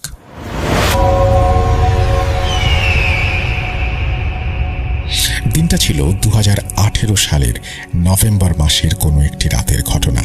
গ্রামের পশ্চিমে নদীর পাড় ঘেঁষে একটি প্রকাণ্ড শ্মশান। লোকমুখে এই শ্মশান নিয়ে নানা রকমের ভৌতিক ঘটনা প্রায় শোনা যেত। অগণিত মানুষ শ্মশানে রাতের আঁধারে ভৌতিক ঘটনার সম্মুখীন হয়েছে। তবে আমাদের সঙ্গে এই ঘটনা ঘটার 2 দিন আগের রাতে গ্রামের এক মাঝি একটি ভয়াবহ দৃশ্য লক্ষ্য করেছেন এই শ্মশানে। পরে আমরা মাঝির বাড়িতে যাই এবং তার সাথে কথা বলে জানার চেষ্টা করি। তিনি আমাদের বলেন, তখন রাত 12টা। মাঝি মাছ ধরে ফেরার পথে কয়েকটি বিশাল আগুনের কুণ্ডলী শ্মশানের ওপর উঠতে দেখেছেন। তা দেখে তিনি দৌড়ে বাড়িতে চলে আসেন। সকাল থেকে তার অসম্ভব জ্বর। তাই সেদিন আমি আমার 3 বন্ধু আনিস, সুমন, ইয়াসিন দুপুরে প্ল্যান করলাম আগামীকাল আমরা সেই নদীর পাড়ে দূরে কোথাও অবস্থান করব আর লক্ষ্য করব কিছু দেখা যায় কিনা। যেই কথা সেই কাজ। আমরা রাত 10টায় সেই শ্মশানের নিকটবর্তী একটি জায়গায় চলে আসি। আনিস সাথে করে কিছু খাবার নিয়ে নিয়েছিল, যাতে সেখানে বসে থাকতে বিরক্ত না লাগে আর ক্ষুধা পেলে যেন খাওয়া যায়। কিছুক্ষণ 4-5টা হাঁটাহাঁটি করে আমরা নদীর পাড়ে ঘাসের ওপরে বসে গল্পগুজব করছিলাম। রাত তখন 1টা ছুঁই ছুঁই। ইয়াসিন বিরক্ত গলায় বলল, আরে এইসব আর দেখা দিবে না, চল বাড়িতে যাই। তবে সুমন আর আমি একদম সারা রাত বসে থাকবো এই বলে অপেক্ষা করছিলাম। সুমন একটু বুদ্ধি খাটিয়ে বলল, চল লুডো খেলে সময় পার করি। আমিও সম্মত হলাম। অনেকক্ষণ খেলেছিলাম, প্রায় রাত 3টা। খেলার ফাঁকে ফাঁকে সবাই একটু শ্মশানের দিকে খেয়াল রাখছিলাম। বলে রাখা ভালো, আমরা 4 জন যে সাহসী ছিলাম এমন না, তবে এই সব নিয়ে কেউ তেমন বিশ্বাস করতাম না। হঠাৎ করে সুমন হাতের ইশারায় আমাদের নদীর দিকটা দেখালো। সাথে সাথে মাথা ঘুরিয়ে আমরা দেখলাম নদীর ওপার থেকে একটি বিশাল আগুনের কুণ্ডলী উঠতে উঠতে শ্মশানের উপরে একটি গাছে এসে পড়ল। আমরা হাঁ করে এক মুহূর্ত বিষয়টা লক্ষ্য করলাম। সুমন একটু বিব্রত হয়ে বলল, সত্যি কি এসে পড়ল? তারপর আমরা একটু নড়াচড়া দিয়েই বসলাম ভালো করে বিষয়টা লক্ষ্য করার জন্য। মিনিট 2 পর দেখলাম আগুনের কুণ্ডলী একটা নয়, 3টা একসাথে শ্মশানের বড় গাছগুলোর ওপর ঘুরছে। ঘটনাটা প্রায় 3-4 মিনিট আমরা দেখেছি। অতঃপর ইয়াসিন ঘটনাটি ভিডিও করার জন্য ফোনটা হাতে নিল। তখনই দেখলাম সেই আগুনের কুণ্ডলীগুলো মুহূর্তের মধ্যে অদৃশ্য হয়ে গেল। আমরা সবাই তখন শ্মশানের দিকে মুখ করে বসে কথা বলছিলাম। ইয়াসিন বলল, আমি শিওর আবার আসবে। আনিস সাথে সাথে বলে উঠল, চল বাড়িতে যাই, আমার ভালো লাগছে না। আমারও কিছুটা ভয় লাগছিল তখন, তবে ওদের বুঝতে দেয়নি। আসলে আমি ভাবিনি যে আসলে এসব দেখতে পারবো। কত রাত এভাবে বাইরে কাটিয়েছি, কিছুই দেখিনি। সুমন কিছুটা হাসির ভঙ্গিতে বলল, এখনই ভয় পাচ্ছিস কেন? কথাটা শেষ হতেই একটা গরম হাওয়া আমার গায়ে এসে লাগলো। বাতাসটা পাওয়ার পর আনিসের চোখের দিকে তাকাতেই স্পষ্ট একটা ভয় লক্ষ্য করতে পারলাম। ইয়াসিন ও সুমনও অনুভব করতে পেরেছে, তবে বেশি গুরুত্ব দেয়নি। ইতোমধ্যে আনিস যাওয়ার জন্য সম্পূর্ণ প্রস্তুত, সে আর এখানে থাকবে না এই বলে হাঁটা শুরু করলো। আমি আনিসকে থামানোর জন্য উঠলাম। ততক্ষণে আনিস প্রায় আমাদের থেকে 10 কদম বেশি দূরে চলে গেছে। আমি দ্রুত পায়ে আনিসকে পেছন থেকে ধরার জন্য ডাক দিলাম। আনিস বলল, আমার ভয় লাগছে। আমি আনিসকে আশ্বাস দিয়ে বললাম, চল ওদেরকে তাহলে বুঝিয়ে নিয়ে আসি। বিশ্বাস করানো কঠিন হয়ে যাবে এই কথাটা যে মাথা ঘুরিয়ে আমি পেছনে তাকাতেই দেখলাম সুমন ও ইয়াসিন ওখানে নেই। এখানে বলে রাখা ভালো, আমার সাথে আনিসের কথা হয়েছে সর্বোচ্চ 40 সেকেন্ড। এখানে চারপাশটা ছিল খুবই পরিষ্কার। এইটুকু সময়ের মধ্যে কারো কোথাও হারিয়ে যাওয়া একেবারেই সম্ভব না, শুধুমাত্র পানিতে যাওয়া ব্যতীত। আমি এবং আনিস বিষয়টা ভালোভাবে বোঝার জন্য এগিয়ে গেলাম। আমরা দেখলাম ওদের জুতোগুলো ওখানেই পড়ে আছে। আমি আনিসের দিকে তাকিয়ে বললাম, আমাদের সাথে খারাপ কিছু ঘটতে চলেছে, চল দৌড়াই। বলার সাথে সাথে আমরা দৌড়াতে শুরু করি। দৌড়ানোর এক পর্যায়ে আনিস আমাকে অবাক করে দিয়ে বলতে থাকে, পেছনে তাকিয়ে দেখ, ওটা কি আসছে। আমি দৌড়ের মধ্যে কিছুটা মাথা ঘুরিয়ে যা দেখলাম তা দেখার জন্য আমি মোটেই প্রস্তুত ছিলাম না। আমি দেখলাম 2টো সাদা ঘোড়া উড়ে উড়ে আমাদের দিকে আসছে, আর সেই ঘোড়াগুলোর ওপর 2টো কালো জামা পরা কিছু একটা বসা। এক পলকেই পুরো দৃশ্যটা লক্ষ্য করতে পেরেছি। তারপর আর পেছনে দেখার সাহস হয়নি। বলে রাখা ভালো, গ্রামের চাষাবাদের জমি থেকে যানবাহনের রাস্তাটা অনেকটাই উঁচুতে। দৌড়াতে দৌড়াতে আমরা গ্রামের সেই উঁচু রাস্তায় উঠতেই আনিস একটা চিৎকার দিয়ে মাটিতে পড়ে যায়। আমি দাঁড়িয়ে আনিসকে তোলার কোনো সাহস বুকে সঞ্চার করতে পারিনি। আমি দৌড়ে রাস্তার অপর পাশে একটি বাড়িতে চলে যাই। বাড়ির ভেতরে ঢুকে আমি যেন প্রাণ ফিরে পাই। আমি চিৎকার দিয়ে মাটিতে পড়ে যাই। আমার চিৎকারের আওয়াজে মিনিট খানেক পর একটা টুপি মাথায় মুরব্বি ঘরের জানালা খোলেন। আমি বাঁচাও বলে চিৎকার দিতেই মুরব্বিটা হাও মাও করে চিৎকার দিয়ে ঘরের দরজা খোলেন এবং আমার কাছে দৌড়ে আসেন। ওনাকে আমি দেখে ক্লান্ত গলায় বলি, আনিস রাস্তায় পড়ে গেছে। তারপর আমার আর কিছু মনে নেই। আমার জ্ঞান ফেরার পর আমি নিজেকে আবিষ্কার করি ওই মুরব্বির বাড়িতে। আমার একপাশে আনিস শুয়ে আছে। তখনও আনিসের জ্ঞান ফেরেনি। হাতের বামে খেয়াল করে দেখলাম 5-6 জন মানুষ দাঁড়িয়ে আমাদের দেখছে, যেন আমাদের কখন জ্ঞান ফেরে সেই অপেক্ষায় তারা। আমি মুরব্বির দিকে চোখ তুলে তাকাতেই মুরব্বি আমাকে জিজ্ঞেস করলেন, কোন দিক থেকে দৌড়ে এসেছো তোমরা? আমি হাত দিয়ে শ্মশানের দিকটা দেখালাম। মুরব্বির মুখটা মলিন হয়ে গেল। তার চোখে একটা ভয়, তবে জিজ্ঞাসা করার মতো কোনো পর্যায়ে আমি তখন ছিলাম না। কেন এই ভয়? আমার জ্ঞান ফেরার 2 ঘন্টা পর আনিসের জ্ঞান ফেরে। আমাদের বাবা মাকে ডেকে নিয়ে এসে আমাদের বাড়িতে পাঠানোর ব্যবস্থা করা হয়। আমার কাঁপুনি দিয়ে জ্বর আসে। অন্যদিকে আনিসের খুবই খারাপ অবস্থা। কিছুক্ষণ পর পর সে অজ্ঞান হয়ে যাচ্ছে। ওদিকে ইয়াসিন এবং সুমনের কোনো খবর নেই। নিজের থেকেও বেশি চিন্তা হচ্ছিল ওদের জন্য। হঠাৎ করে আম্মুর মোবাইলে কল আসাতে আমার শরীর আঁতকে ওঠে। আম্মু ফোন ধরে শুনতে শুনতেই কলটা কেটে গেল। আম্মু আমাকে অবাক করে বললেন, ইয়াসিন ও সুমনের লাশ নদীতে ভেসে উঠেছে। এই কথা শুনতে পেয়ে আমি এক চিৎকার দিয়ে জ্ঞান হারাই। মসজিদের ইমাম এসে দোয়া পড়ে ফোঁ দিলেন। আমার জ্ঞান ফিরল। তারপর 3 দিন অক্লান্ত কম্পনের পর আমার জ্বর কমলে আমি আনিসকে দেখতে যাই। ওখানে যাওয়ার পর আনিসের সঙ্গে আমার অনেক কথা হয়েছে। পরে আমি তাকে জিজ্ঞাসা করেছিলাম রাস্তার উঁচু ঢালুতে অজ্ঞান হওয়ার কারণ। আনিস তখন বলে, আসলে আমি তখন কোথাও হোঁচট খেয়ে পড়িনি। কে যেন আমাকে পেছন থেকে ধাক্কা মেরেছিল। তখন আমি মাটিতে পড়ে পেছন ঘুরে তাকাতেই লক্ষ্য করলাম একটা বিভৎস অবয়ব আমার কিছুটা দূরে দাঁড়িয়ে। আমি যেন দৌড়ানোর কোনো শক্তি পাচ্ছিলাম না। আর আমি অবয়বের দিকে তাকিয়ে অবাক হয়ে দেখলাম অবয়বটা মাটি থেকে 2-3 হাত ওপরে ভাসছে। আমি নিচ থেকে ওপরে তাকাতেই দেখলাম অবিশ্বাস্য 2টি জ্বলন্ত আগুনের পলকহীন চোখ আমার দিকে তাকিয়ে আছে। আমি যেন ওই বিভৎস মুহূর্তটার সহ্য করতে পারছিলাম না। আমি দেখলাম অবয়বটা আমাকে ধরার জন্য কিছুটা নিচু হয়ে যাচ্ছে। আমি তখন ভয়ে জ্ঞান হারাই। আনিসের কথাগুলো শুনে আমি অবাক হয়ে ওর দিকে তাকিয়ে থাকি। ক্রমাগত আনিস আরো দুর্বল হতে শুরু করে। ওর চোখে অজানা এক ভয় স্পষ্ট ফুটে ওঠে। সেদিন আমি আনিসকে অভয় দিয়ে চলে আসি বাড়িতে। ধীরে ধীরে আনিসের খাওয়া বন্ধ হয়ে যায়। ঘুমোতে গেলে ঘুমোতে পারতো না। চিৎকার দিয়ে উঠে বসতো আর বলতো, ওই দেখো ওরা আসছে। অনেক কবিরাজ এসেছিল, তবে তারা ভয়ে আতঙ্কে পালিয়ে গিয়েছে। যাওয়ার সময় বলেছে এটা খুবই শক্তিশালী জিন, আমরা পারবো না। এইভাবে প্রায় 18 দিন পর আনিস এক রাতে ইহকাল ছেড়ে চলে যায়। আনিসের মৃত্যুর পর আমার বাবা আরো চিন্তিত হয়ে পড়েন। একজন বিখ্যাত আলেমকে বাড়িতে নিয়ে আসেন এবং আমার থেকে সম্পূর্ণ ঘটনা শোনার পর অনেকক্ষণ কি যেন ভাবছিলেন তিনি।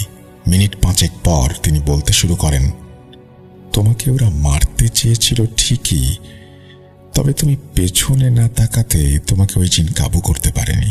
আর তোমার বন্ধু যে বিভৎস দৃশ্যটা দেখেছে, সে ভয়ে ঘুমাতে পারছিল না। আল্লাহ তোমার সহায়ক হয়েছেন। তবে ওরা খুবই খারাপ জিন। তোমাকে কখনো একা পেলে ক্ষতি করার চেষ্টা করবে। সবসময় নামাজ পড়বে, গভীর রাতে হাঁটাহাঁটি করবে না, আর আয়াতুল কুরসি পাঠ করে ঘুমাবে। আশা করি সমস্যা হবে না। এইভাবে চলে গেল 3টি প্রাণ। আজও সেই কালো রাতের কথা মনে এলে গায়ের লোমগুলো দাঁড়িয়ে যায়। যখনই মনে হয় 2টো ঘোড়া উড়ে উড়ে আমার দিকে আসছিল এবং সেই অবয়বগুলো যারা আমাদের তাড়া করছিল, এই দৃশ্য কোনোভাবেই ভোলার না। ওদের মৃত্যুর শোকে আজও আমার মনের অজান্তেই রাতের আঁধারে চোখের পানিতে বালিশ ভিজে যায়। আমি সেই বন্ধুদের সাথে ঘটে যাওয়া ঘটনাটা শেয়ার করলাম ভূত.com-এ। আমার জীবনের একটি অকাম্য ভৌতিক অধ্যায়। জানি অনেকেই বিশ্বাস করতে চাইবে না, তবু আমি বলতে চাই, বিপদ যার হয় সেই বোঝে বিপদের ওজনটা কতটুকু। 100% সত্যি এই ঘটনা, নিজের সাথে ঘটা। এই শ্মশান নিয়ে আরো বেশ কিছু ঘটনা আমি ইতোমধ্যে সংগ্রহ করেছি। এই ঘটনা পড়া হলে একে একে পাঠাবো। জানি না কতটা গুছিয়ে লিখতে পারলাম, সিলেক্টেড হলে জানাবেন। এই বলে তিনি তার ঘটনা শেষ করেছেন। আশা করছি এই ঘটনাটিও আপনাদের ভালো লেগেছে। আমরা চলে যাব আমাদের পরবর্তী ঘটনায়।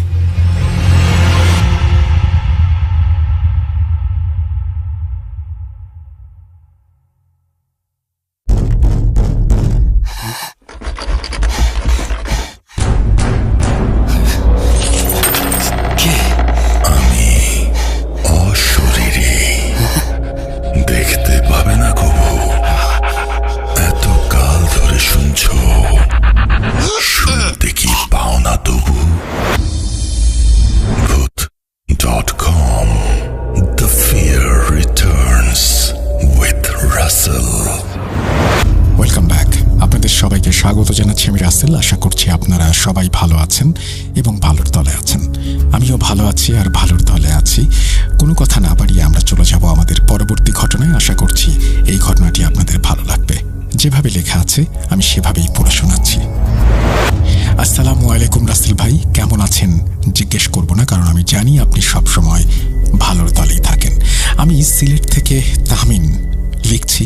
কয়েকদিন আগে 2টা ঘটনা পাঠিয়েছিলাম, হয়তোবা কোনো কারণে ঘটনাগুলো সিলেক্টেড হয়নি। তারপরেও আমি আপনার প্রতি এবং ভূত.com-এর প্রতি ভালোবাসা থেকেই আবারও লিখছি। ভূত.com এখন আমার কাছে একটা নেশার মতো। প্রতিদিন আমি ভূত.com-এর নতুন এপিসোডগুলো ডাউনলোড করে শুনি। তাছাড়া আমার পরিবারের অনেকেই আপনার এই শো শোনেন। আগে ভূত FM আর এখন ভূত.com-এর নিয়মিত শ্রোতা। আজকে যে ঘটনাটি আমি শেয়ার করব সেটা আমার নিজের সাথেই ঘটা। ঘটনাটি 100% সত্য এবং ঘটনার সাক্ষী আমি নিজেই। শব্দ চয়নে কোনো ভুল হয়ে থাকলে নিজ গুণে ক্ষমা করে দেবেন। আমাদের বাড়িটা অনেক পুরনো। বাড়িটা গ্রাম অঞ্চলে ও নির্জন জনমানবহীন জায়গায়। এ কারণে দিনের বেলাতেও মানুষ তেমন আমাদের বাড়ির দিকে আসে না। তাছাড়া আমাদের বাড়িটি পুরনো জমিদার বাড়ি, তাই বাড়িটিকে ঘিরে আমাদের জানা না জানা অনেক রহস্য আছে, যেগুলোর অধিকাংশ রহস্য আমাদের এখনো অজানা। ছোটবেলা থেকে অনেক ঘটনা শুনেছি দাদা ও দাদুর মুখ থেকে। আমাদের প্রতিবেশীদের মুখ থেকেও আমাদের বাড়ি নিয়ে অনেক আশ্চর্যজনক ঘটনা শোনা যায়। আমি নিয়মিত আমাদের বাড়ির পুকুরে গোসল করতাম। প্রায় পুকুরে অনেক প্যারানরমাল ঘটনা লক্ষ্য করতাম, কিন্তু আমার পরিবারের কাউকে কিছু বলতাম না। একদিন এশার নামাজে যাওয়ার জন্য পুকুর ঘাটে রাত্রে অজু করতে গিয়েছিলাম। আমাদের বাড়িটা বিশাল একটা টিলার ওপর এবং পুকুরটি বাড়ির পেছনের দিকে নিচে অবস্থিত। বাড়ি থেকে নামার জন্য পাথরের সিঁড়ি ছিল টিলায়। সিঁড়িগুলো দিয়ে বাড়ির নিচে নামতে হতো। সেদিন আমি বাড়ি থেকে নামার সময় খেয়াল করলাম পুকুর ঘাটে কেউ একজন বসে আছে। আমি অনেকটা অবাক হয়েই এগিয়ে গেলাম আর মনে মনে ভাবলাম, এদিকে তো সচরাচর কাউকে দেখা যায় না। তারপরও হয়তো বা কেউ এসেছে পুকুরে হাত মুখ ধুতে। এগুলো ভেবে ভেবে আমি যখন পুকুর ঘাটের কাছাকাছি এসে গেছি, তখন ভালোভাবে তাকিয়ে দেখলাম পুকুর ঘাটের সিঁড়িতে একজন মহিলা বসে আছে এবং ওই মহিলার কাছে ছোট্ট একটা বাচ্চা খেলা করছে। আমি একটু এগিয়ে বলে উঠলাম, কে ওখানে? কোনো জবাব আসলো না। চাঁদনি রাত, পুকুরের পাড়ের বাতি নিভিয়ে রাখা হয়েছিল। আমি মোবাইলের ফ্ল্যাশ চালিয়ে পুকুর ঘাটের দিকে ফ্ল্যাশ মারলাম। দেখলাম কিছুই নেই। অনেকটা অবাক হলাম, সাথে কিছুটা ঘাবড়েও গেলাম। আমি আমার চাচাকে বললাম পুকুর পাড়ের বাতি জ্বালিয়ে দিতে। চাচা পুকুর পাড়ের বাতি জ্বালিয়ে দিলেন। তারপর বাবা ও চাচাকে ডাকলাম, তারা আসলেন পুকুর পাড়ে। বাবা চাচাকে সবকিছু বললাম। তারা আরো 2 জন লোক নিয়ে পুকুর পাড় ও সারা বাড়ি খুঁজলেন, কাউকে পেলেন না। তারা ভাবলেন হয়তোবা রাত জেগে পড়ালেখা করি, রাতে হয়তো ঠিক মতো ঘুমায় না, চোখে ভুল দেখেছি। আমি তেমন কিছু না ভেবে রাতের খাওয়া দাওয়া শেষ করে ঘুমিয়ে পড়লাম। এরপর 2 থেকে 3 দিন তেমন কিছু ঘটেনি। 4 দিনের মাথায় আমি রাত্রে খাবার দাবার শেষ করে রুমে ঘুমাতে গেলাম। সেদিন বাড়ির বাগানের বেশ কিছু কাজ নিয়ে আমি ব্যস্ত ছিলাম, তাই শরীর ক্লান্ত থাকায় তাড়াতাড়ি ঘুমিয়ে যাব। মাঝরাতে হঠাৎ ঘুম ভেঙে গেল। তারপর আর ঘুম আসলো না। হঠাৎ মনে হলো ছোট একটি বাচ্চা আমার রুমের বিছানার পাশে দৌড়ে এসে দাঁড়িয়েছে। আমি চমকে উঠলাম। সাথে সাথে মোবাইলের ফ্ল্যাশ জ্বালিয়ে ভালোভাবে দেখার চেষ্টা করলাম। দেখলাম সত্যি কালো জামা পরা একটা বাচ্চা আমার দিকে রাগান্বিত দৃষ্টিতে তাকিয়ে আছে। আমি কিছু না ভেবে আয়াতুল কুরসি পড়তে শুরু করলাম। আয়াতুল কুরসি পড়ার সাথে সাথে বাচ্চাটি অদৃশ্য হয়ে গেল। আমি জোরে জোরে তেলাওয়াত করছি। এটা শুনে মা ও বাবা এবং চাচারা জেগে গেলেন। তারা জিজ্ঞেস করলেন, কি হয়েছে? আমি তাদেরকে কিছু না বলে শুধু বললাম, ঘুম আসছে না, তাই তেলাওয়াত করছিলাম। একটু পর সবকিছু স্বাভাবিক হওয়ার পর আমি আবার রুমের বাতি নিভিয়ে শুয়ে পড়লাম। ঘুম আসছিল না, তাই ফেসবুক দেখছিলাম। মোবাইল রেখে যখন আবার ঘুমিয়ে যাওয়ার জন্য বাম দিকে মুখ ফেরালাম, তখন আরেকটি ভয়ঙ্কর দৃশ্য দেখে আমি আঁতকে উঠলাম।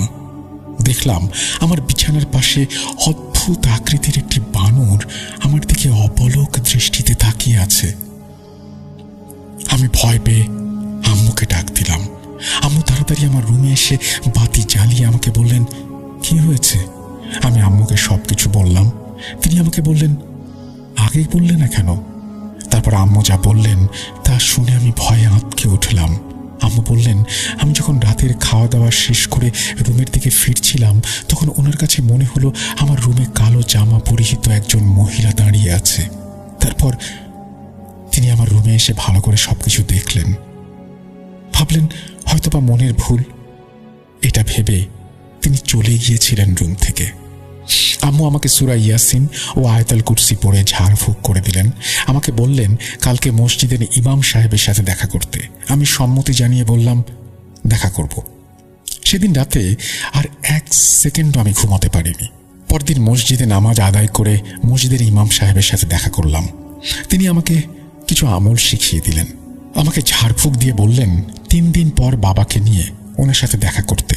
ইমাম সাহেব আমাকে বললেন 5 ওয়াক্ত নামাজ নিয়মিত পড়তে। দিনটি খুব ভালো কাটছিল আমার, কিন্তু রাতে শুরু হয় অস্বস্তি। গায়ে জ্বর আসে, রাতে ঘুম আসেনি। মাঝরাতে খেয়াল করলাম আমার রুমের বারান্দাতে কেউ হাঁটাহাঁটি করছে।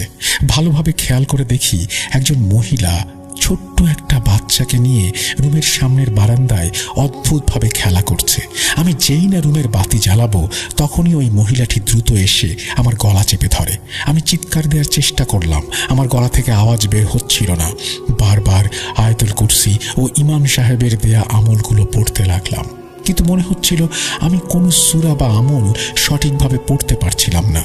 আমি মনে মনে ভাবলাম, এটাই হয়তোবা আমার শেষ দিন। মহিলার হিংস্র বিদ্ঘুটে অবয়বটি তার সমস্ত শক্তি দিয়ে আমার বুকের ওপরে উঠে আমার গলা চেপে ধরল এবং জন্তুর মতো গোঙাতে লাগলো। ওই বিদ্ঘুটে মহিলার অবয়বটি, তার কর্কশ গলা আমি শুনতে পেলাম। কি ভেবেছিলি ইমাম সাহেব বাঁচাবে তোকে? শুনে রাখ, একবার যে আমার খপ্পরে পড়ে তাকে আমি সহজে ছাড়ি না। আমি বুঝতে পারি কেউ আমার রুমের বাতি জ্বালিয়ে দিয়েছে। তখন দ্রুত অবয়বটি আমাকে বিছানায় সজোরে ধাক্কা মেরে ফেলে দেয়। তারপর আর কিছু মনে নেই আমার। পরদিন নিজেকে আবিষ্কার করি আমার আম্মুর রুমে। আমি বাবাকে জিজ্ঞেস করলাম কি হয়েছে।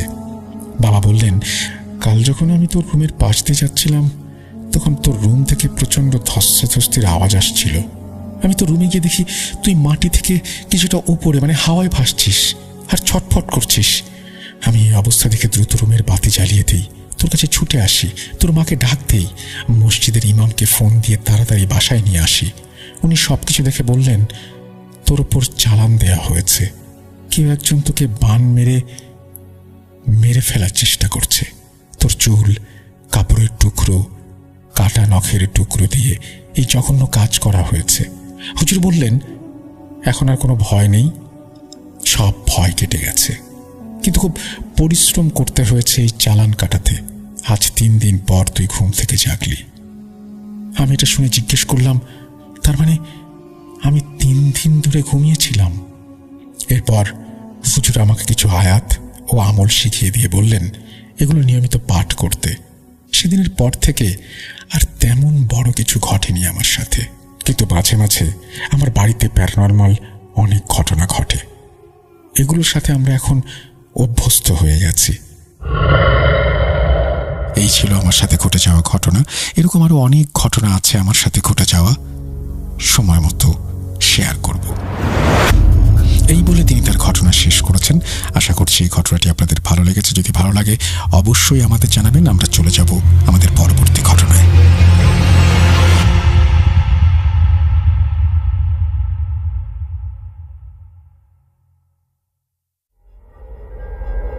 Spirit, be here with me.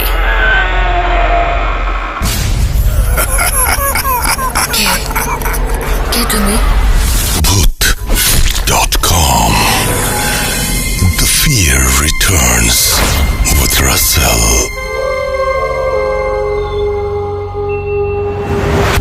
Welcome back. আপনাদের সবাইকে স্বাগত জানাচ্ছি আমি রাসেল। আশা করছি আপনারা সবাই ভালো আছেন, ভালোর তলে আছেন।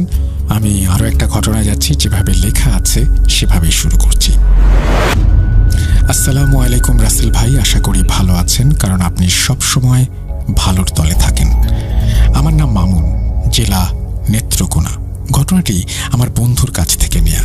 জানি না গুছিয়ে লিখতে পেরেছি কিনা, তারপরেও একটু চেষ্টা করলাম। ঘটনাতে চলে যাই।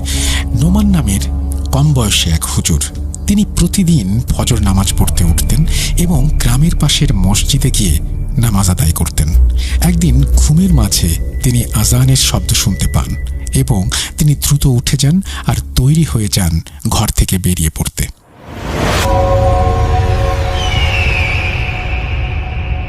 তিনি যখন হাঁটছিলেন তখন ছিল না পাখিদের কোনো শব্দ।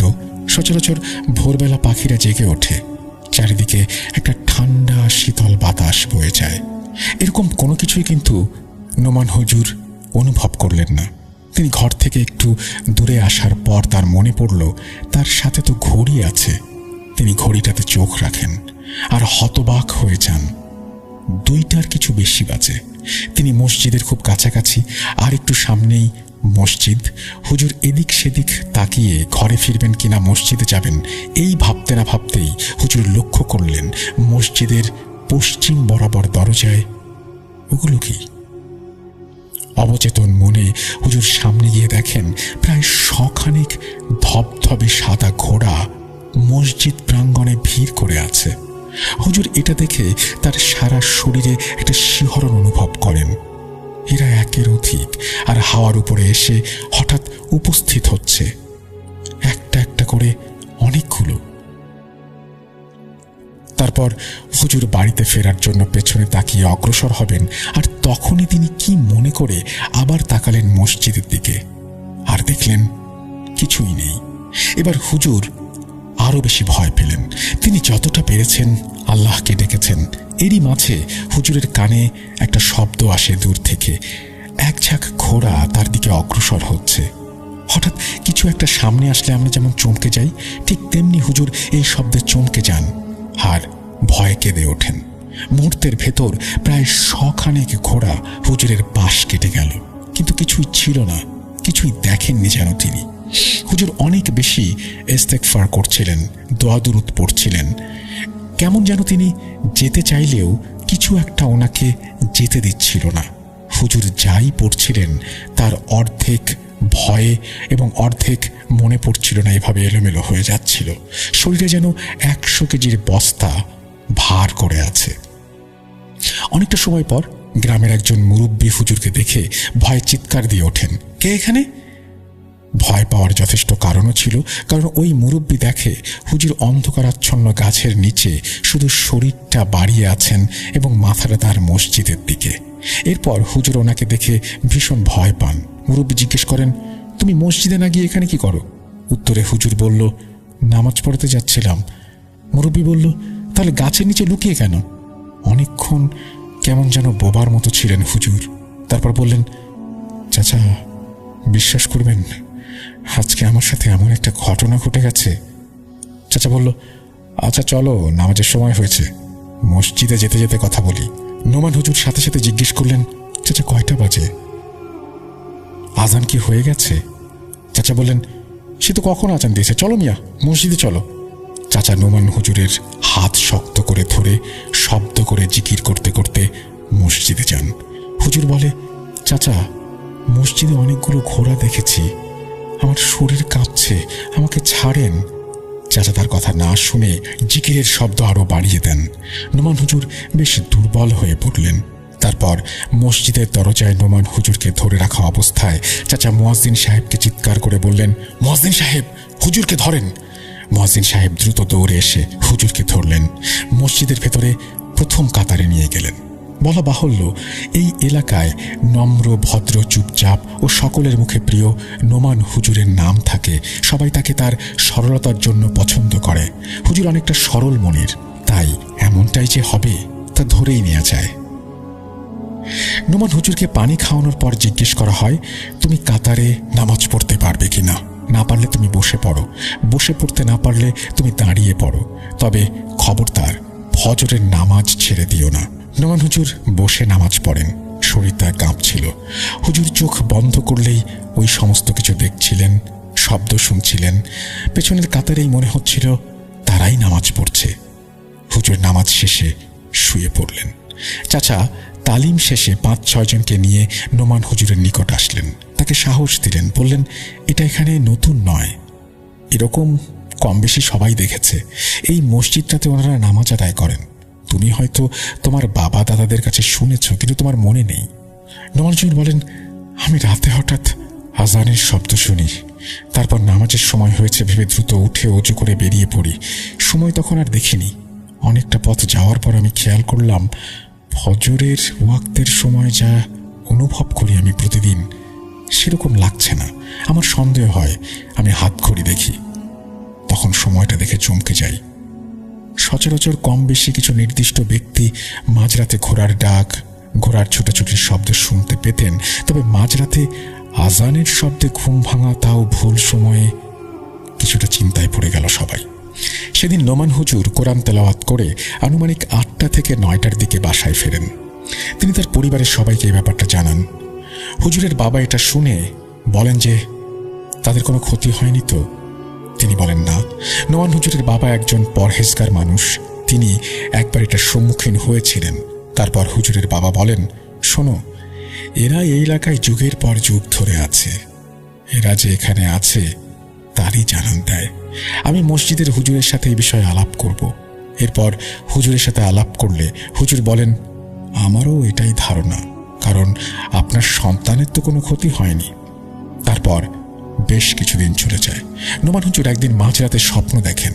সে রাতে হুজুরের ক্ষতি করার চেষ্টা করেছিল এক ধরনের খারাপ জিন।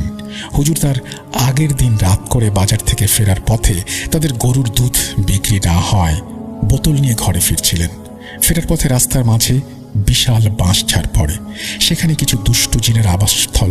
তারা হুজুরকে অনুসরণ করে ঘর পর্যন্ত নিয়ে আসে।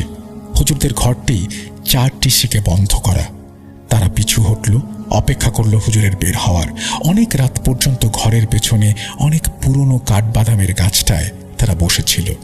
এরপর সময় বুঝে তারা নোমান হুজুরকে বের করে নিয়ে আসে ছলনার মাধ্যমে। তবে এই সব কিছু হুজুর স্বপ্নে দেখেননি। তিনি শুধু দেখেছেন কালো চাদরে ঢাকা বিশাল একটা কিছু হুজুরকে তাড়া করছে।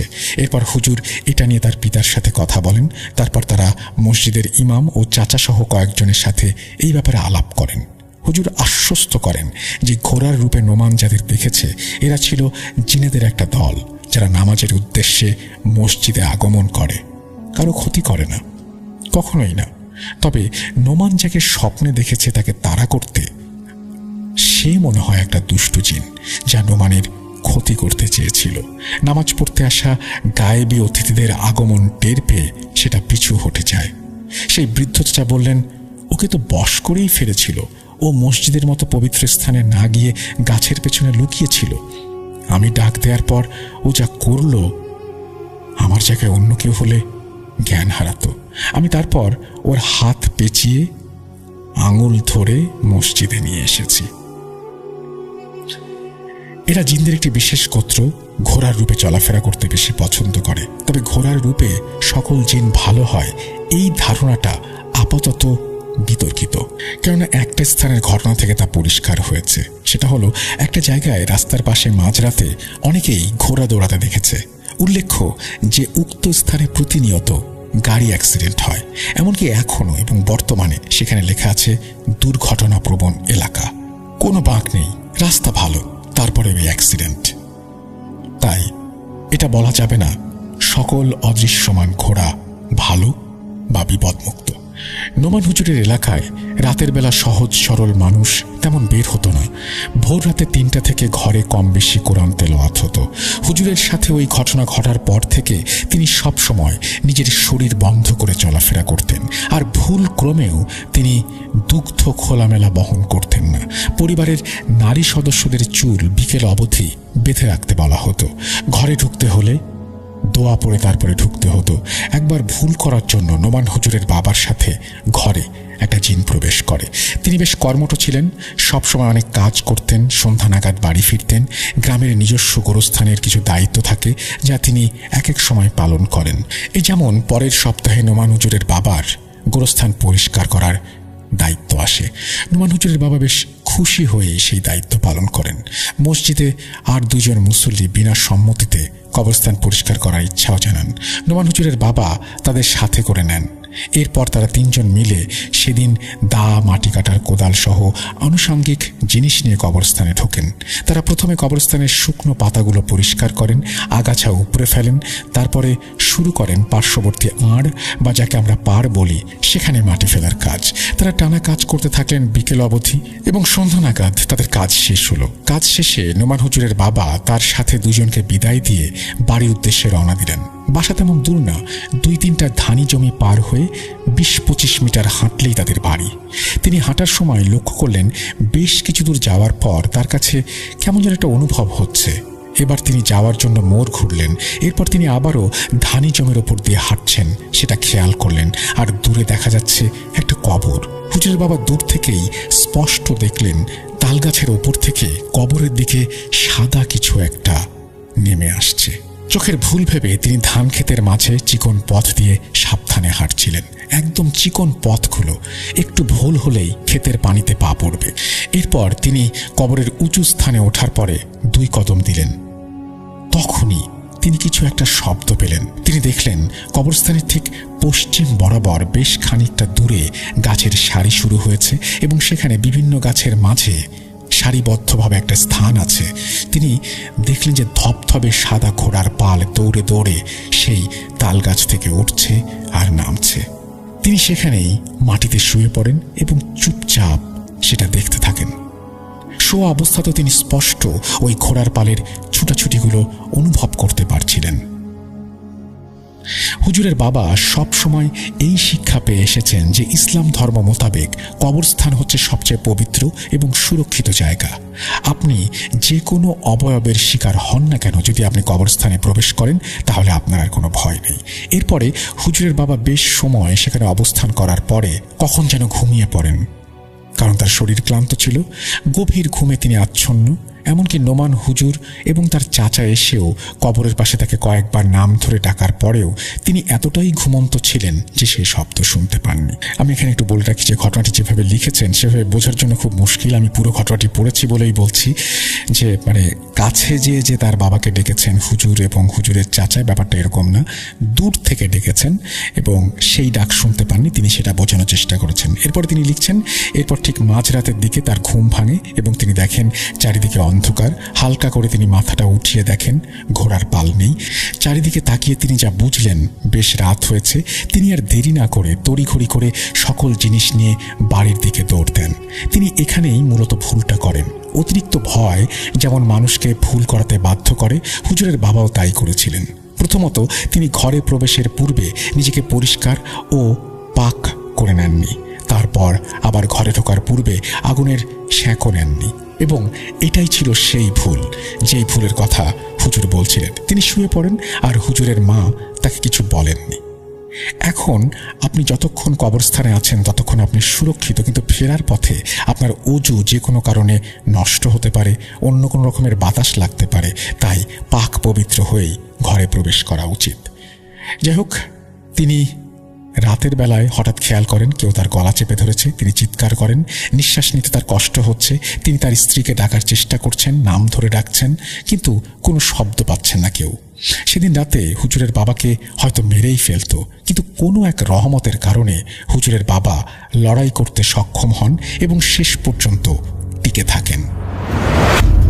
যাই হোক, এই ছিল মোটামুটি ঘটনা। এই ভুলের কথাই বলছিলেন এবং সেই ভুলের কথা আমরাও আপনাদেরকে জানালাম।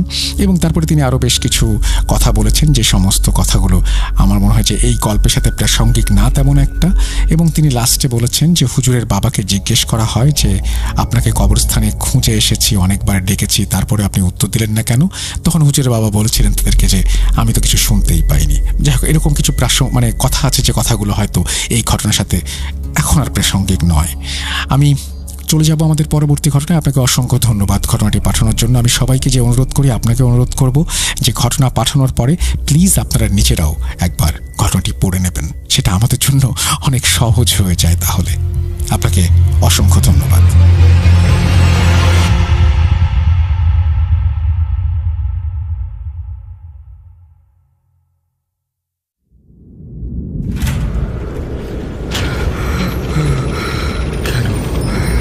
কেন তুমি আসো?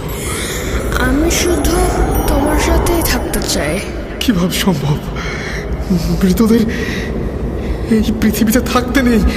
তুমি তুমি চলে যাও, চলে যাও, প্লিজ চলে যাও। সবটাই কি ইলুশন, নাকি অন্য জগতের কেউ কখনো হাজির হয়ে যায় চোখের পলকে? Bhoot.com with Russell। যেভাবে লেখা আছে আমি সেভাবেই পড়ছি। নাম মিম, ছদ্মনাম, ঠিকানা গোপালগঞ্জ জেলা, কাশিয়ানী উপজেলা। এরপরে তিনি তার ফোন নাম্বার শেয়ার করেছেন, তারপরে লিখেছেন ঘটনাটি পড়ে শোনাবেন প্লিজ।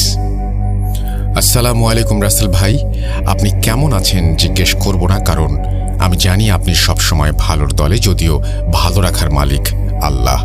দোয়া করি আল্লাহ যেন আপনাকে এবং আপনার সকল লিসেনারকে সহি সালামতে রাখে। আমার সাথে এবং আমার পরিবারের সাথে ঘটে যাওয়া নির্মম কিছু সত্য ঘটনা আপনাদের সাথে শেয়ার করতে চাই। কিছু কারণে আমি ছদ্মনাম ব্যবহার করছি। আমার নাম মিম। সময়টা তখন 2008 সাল। আমি গোপালগঞ্জ জেলার কাশিয়ানী উপজেলার কোনো একটি গ্রামে মামার বাসা থেকে লেখাপড়া করতাম। তখন আমি ক্লাস 9-এ পড়ি। সেই সময় কোনো একদিন জানতে পারলাম আমার কাজিনের সাথে আমার বিয়ে ঠিক হয়েছে। বাবা প্রথমে রাজি না থাকলেও হঠাৎ করে রাজি হয়ে যান। আমার কাজিনের পুরো ফ্যামিলি তখন ঢাকায় থাকতো। যদি আমার চাচার কথা বলতে চাই, তিনি অনেক টাকা পয়সার মালিক এবং খুবই ভালো মানুষ ছিলেন। কখনো অন্যায়কে প্রশ্রয় দিতেন না। তার বাবা, অন্যান্য চাচারা এবং দাদুর সাথে সম্পর্ক ছিল খুবই ভালো। শুনেছিলাম ওই চাচার ওয়াইফ একবার দাদুর সাথে খুব খারাপ ব্যবহার করেছিলেন। তখন চাচা চাচিকে তার ঘর থেকে বের করে দিয়েছিলেন। যাই হোক, চাচার ছিল 2 ছেলে 1 মেয়ে। ছোট ছেলের সাথে আমার বিয়ের কথা হয়েছিল। আমার চাচা আমার জন্য একটি মোবাইল ফোন নিয়ে আসে তার ছোট ছেলের সাথে কথা বলিয়ে দেওয়ার জন্য। যেহেতু আমাদের দেখা কখনো হয়নি, বিয়ের আগে যখন আমি অনেক ছোট ছিলাম তখন একবার দেখা হয়েছিল গ্রীষ্মের ছুটিতে। চাচা আমাকে বেড়াতে নিয়ে গিয়েছিলেন ঢাকায়। প্রথমে আমার ফিয়ন্সেকে আমার ভালো না লাগলেও আস্তে আস্তে তার সাথে ফোনে কথা বলতে বলতে এক পর্যায়ে তাকে ভালো লাগতে শুরু করে। ফ্যামিলির সবাই রাজি ছিল এবং সে যথেষ্ট হ্যান্ডসাম ছিল। লেখাপড়া বাদ দিয়ে যতটুকু সময় পেতাম রাত তার সাথে কথা বলতাম। আমার একটু সমস্যা হতো, কারণ আমার মামা ছিল প্রচণ্ড রাগী।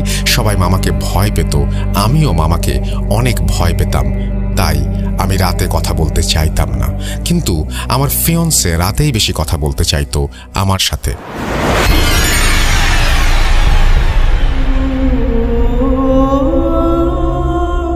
একদিন, যদিও ফোন অলওয়েজ সাইলেন্ট মোডে থাকতো। হঠাৎ করে রাত 1:30টার সময় আমার ঘুম ভেঙে যায় এবং আমি দেখি আমার ফিয়ন্সে আমাকে কল দিচ্ছে। আমি ফোনটা রিসিভ করার জন্য বাইরে যাওয়ার চিন্তা করি, যেহেতু ঘরটি ছিল টিনের ঘর, এক পাশে কথা বললে অন্য পাশে কেউ শুনতে পারত। তাই মামার ভয়, ভাবলাম উঠোনে যেয়ে কিছুক্ষণ কথা বলে আসি।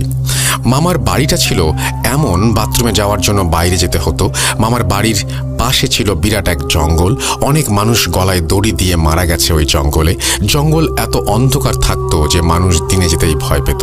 জঙ্গলের পরেই ডোবা টাইপের একটা পুকুর, বাঁশঝাড়, আর বাঁশঝাড়ের পরেই ছিল আমার মামার বাড়ি লাগোয়া পুকুরের পাড়ে ছিল একটা তুলো গাছ, গ্রামের ভাষায় আমাদেরকে মান্দার গাছ বলি। এই গাছটি পুকুর পাড়ের জঙ্গলের কাছাকাছি অবস্থিত।